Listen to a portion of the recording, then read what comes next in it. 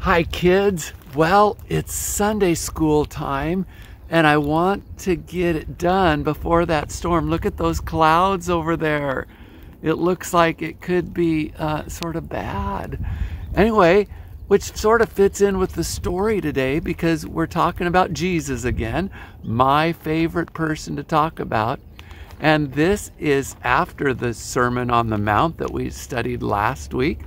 And this is an amazing story of something that Jesus did. So, see, the wind's already starting to blow. After Jesus fed over 5,000 people, Jesus made the disciples get into a boat. And they had to go across the Sea of Galilee. Now, this is a lake here. And I'm not in a boat, I'm actually on the dock. But they were in a boat in the middle of the Sea of Galilee. And Jesus sent them on ahead of him.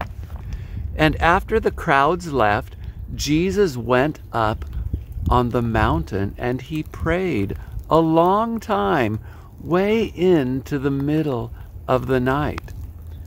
Well, remember, the disciples were crossing the sea, and guess what happened? A storm came. Look at that storm over there. It's coming. And the waves started beating against the boat. So it splashed up in their faces. Stop the waves for a minute. And the winds began to blow. The winds began to blow. And guess what? The waves splashed so much I can't see. Waves need to stop for a moment. Just a second. So, let's see. Here we go. Wow. The wind is blowing so hard. Well, the disciples, you know what happened? They got scared. And because the storm was brewing. And all of a sudden, they saw Jesus walking on the water in the middle of this storm. And they got even more scared. And they said, "It's a ghost!" That's what they thought. And they yelled that out in fear as the waves pummeled the boat. Oh, okay, waves. Stop, waves. Woo! Well, you know what Jesus said to them? Jesus told the disciples, "Have courage. Don't be afraid." And Peter said, you know Peter, he said, "If it's you, Lord, tell me to walk to you on the water." And you know what Jesus said to Peter? He said, "Come." So, as the waves continued to splash that boat and the wind continued to blow, Peter got out of the boat and he began walking on the water toward Jesus.